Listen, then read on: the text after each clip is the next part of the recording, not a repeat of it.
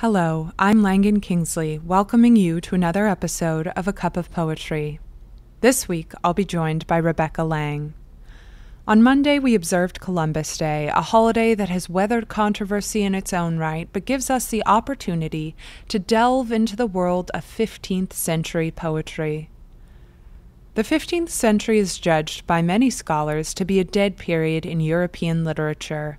The years between Chaucer's Canterbury Tales and Shakespeare's sonnets were a time of wealth acquisition and exploration, and men were focused on new frontiers rather than poetic introspection. However, the major European powers were still grounded in a rich history of artistic achievement, and some poets managed to pen their lines, bucking the trend towards gold and gold alone. In England, John Skelton has been called the godfather of rap due to his short lines and quick rhymes. Like any rapper worth his salt, Skelton wrote about both the opulence of court life and the travails of the commoner. He received the distinction of Poet Laureate under Henry VIII, and like his successor, MC Hammer, he was at one point a clergyman. Here's to Mistress Margaret Hussey coming straight at you. My name is Meredith Burks. I work in the publicity department at Viking. To Mistress Margaret Hussey by John Skelton. Mary Margaret, as midsummer flower, gentle as a falcon or hawk of the tower, with solace and gladness, much mirth and no madness, all good and no badness.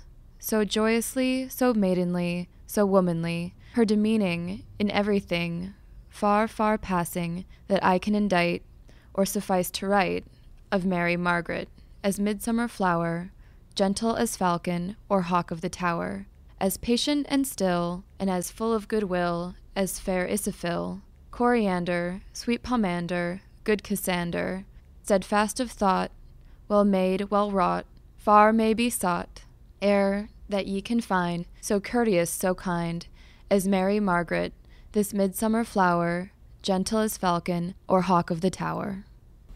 While Skelton was rubbing shoulders, and rubbing them the wrong way, with Cardinal Wolsey, Spain was undergoing its own dearth of large poetic personalities.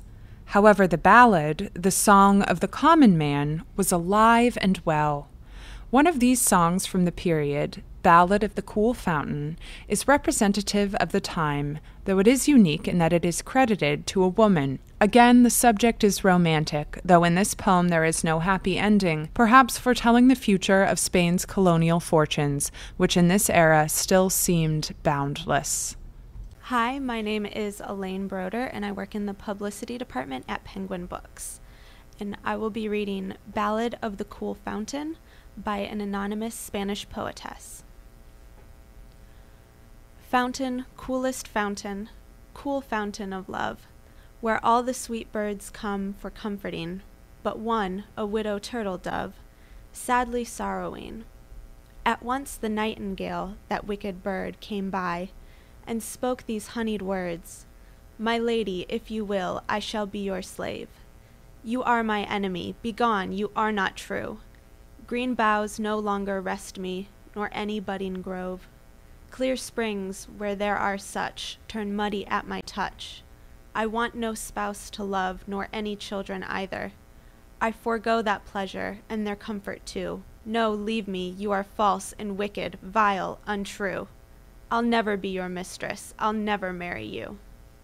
The fountain appears again in the poetry of François Villon, and again the thoughts it inspires turn dark. Perhaps the most layered of the poems we've explored today, there's an unsettling dichotomy represented in the title of this ballad, I Die of Thirst Beside the Fountain. This may be due to Villon's background, spotty to say the least.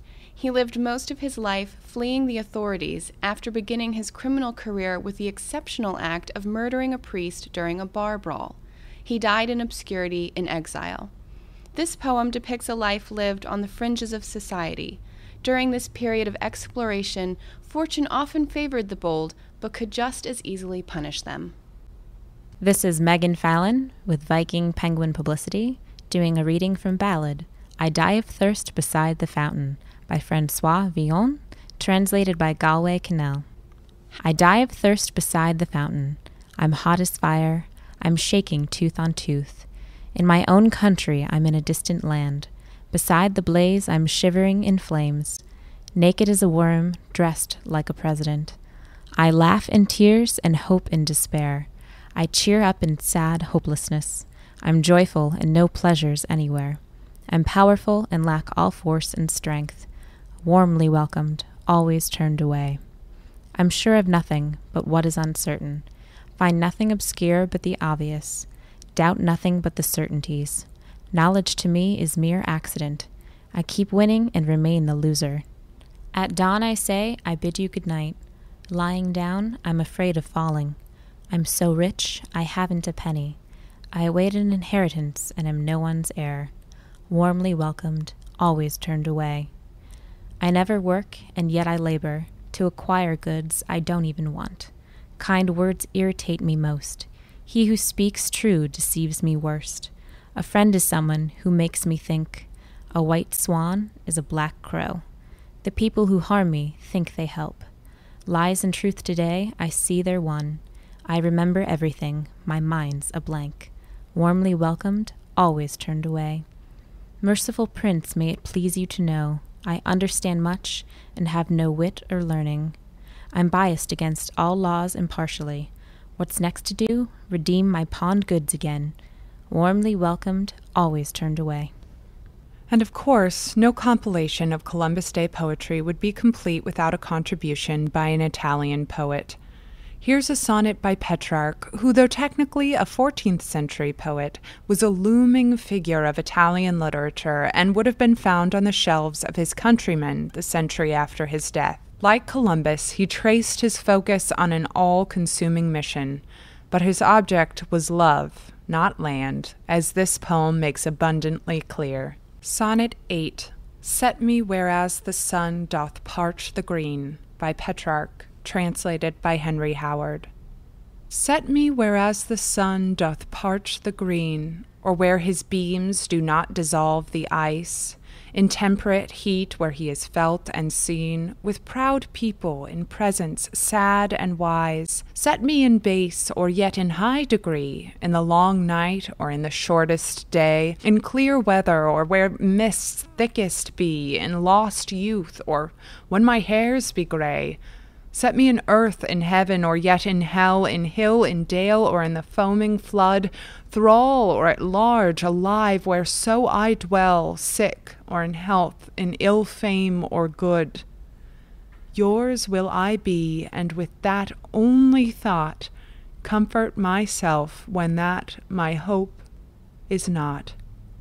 This has been Rebecca Lang and Langan Kingsley on Penguin's A Cup of Poetry. Thanks for joining us. See you next time.